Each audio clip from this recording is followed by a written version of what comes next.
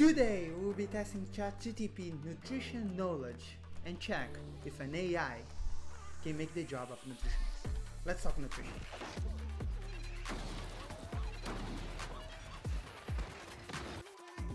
What is the best diet to lose weight? Oh God.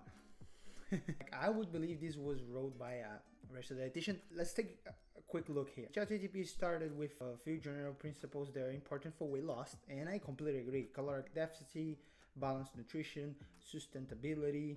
And I like it because it brings the idea of, you need to eat less, so you need to have a caloric deficit. You need to have a well-balanced diet, so you need to have the nutrition aspects, the quality over there. And sustainability, which is the best diet that works for you is the one that you can stick with. Not enough, it brings like 3 good examples of diets. In particular, I really like the Mediterranean diet because it's the one with, I would say, maybe the most amount of studies, but I need to check. And at the end, it gives you a claim. Remember to talk with your doctor or dietitian before starting a new diet or weight loss programs like ChatGPT. I'm gonna give you a solid 9. I still don't want to give you a 10 because I would like to see you talking about personalization. I think it's an important point. Why you're trying to lose weight? Is there a specific reason? What's going on in your life? Let's go for the next one. Are eggs health for you? Eggs are generally considered a health food, as they are a good source of protein and contain a variety of vitamins, minerals. Okay, you're not wrong with the nutrition content over there, my friend. He comes here and say, however, more recent research has suggested that cholesterol in eggs may not have as much of an impact on blood cholesterol. And there's studies like this showing that dietary cholesterol actually is not as harmful as we thought in the past. In general, ChatGPT gave a great answer. So it gives you an idea that most of the people can eat. There is some outsiders. There is some people that should eat more or less. I would say a 10 of 10 for this one. Definitely, I couldn't explain better than ChatGPT. Salt shaker.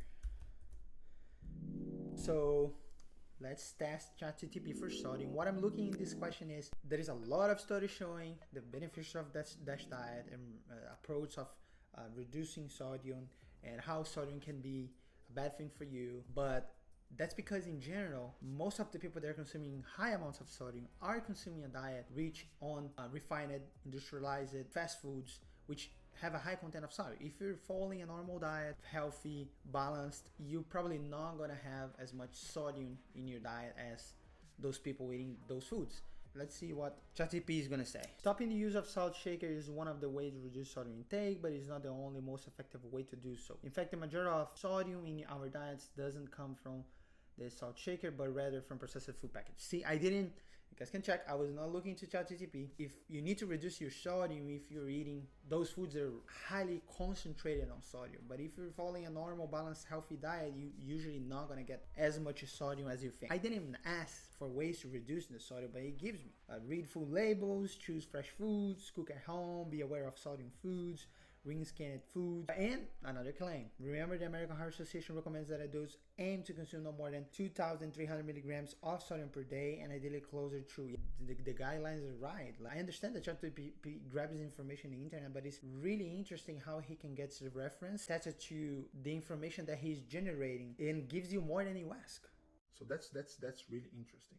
So I'm gonna give for the sodium, I'm gonna give a solid 10 of 10. I really like it again, the way that he approached.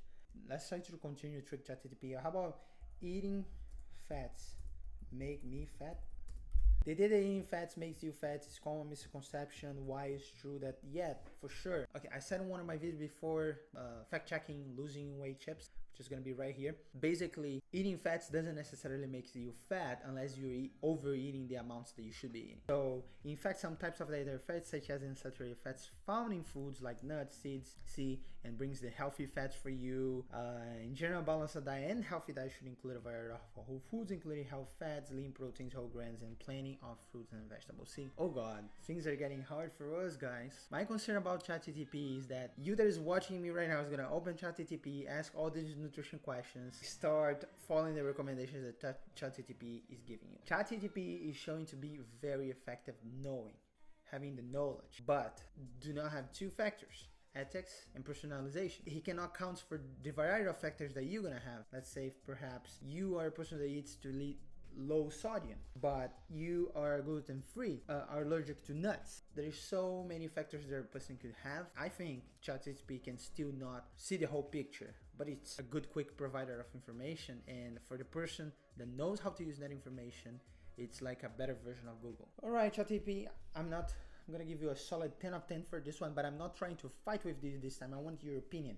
What is the best version? The vegan diet, oh god, versus the carnivore diet. The best version of a vegan diet or a carnivore diet will depend on individual's specific nutrition needs, lifestyle, and personal preference. A vegan diet, which is based on plant foods and excludes all animal products, can be high in fibers, vitamins, minerals, also being low in saturated fat. However, it can be challenging to obtain adequate amounts of certain nutrients that are more abundant in animal bases. This is really good, guys. Then we have a carnivore diet, which is based primarily on animal products and excludes most plants, can be high in protein, vitamin B12, and other food nutrients found in animal products. However, it may also be a high source of saturated fats and cholesterol. That's really good.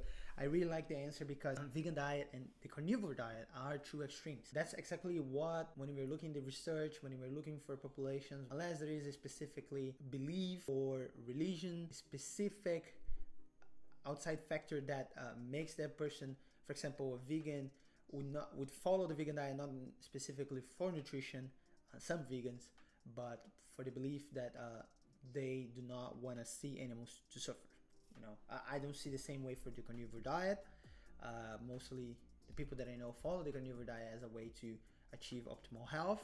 The research points to another direction where it shows two extremes, and these two extremes are not beneficial because when not well planned, we'll have deficiencies. ChatGPT described it really well. Take a picture. Okay, let's ask something more personalized. Should I be worried about the quality or quantity?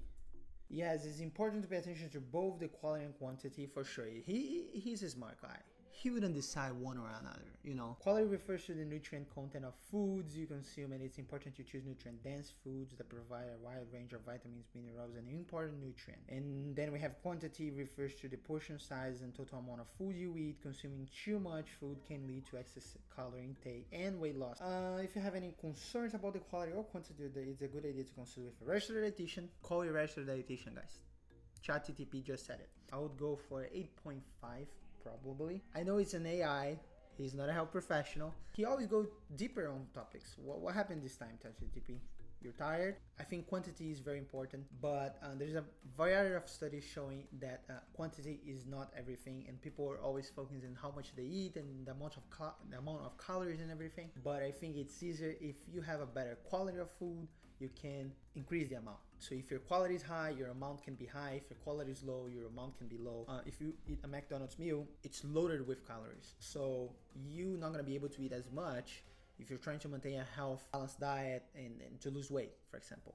But if you eat a meal like Chipotle, another fast food, you're eating rice, beans, avocado, meat, those are rich in vitamins, fiber, minerals, you're gonna have more room to eat more of those because they have a low caloric content compared to the burger. Still a little high depending on the olive oil, the avocado, but still healthier and more nutrient dense. You should focus on both, but if I personally needed to choose, I would always watch more for my quality because the quality is what is gonna determine the quantity of what you're eating. I think actually it's a good thing that ChatGPT is giving more general, not personalized factors because he would need to know all the factors that you have, make assessment with you, but because it makes people to have better healthy habits and not extreme habits. Maybe if ChatGPT said that the carnivore diet or the vegan diet was the best for my high blood pressure, that might not even be the solution for me, and I would be in trouble now. But because he's giving me a general recommendation, I know, and I would be more happy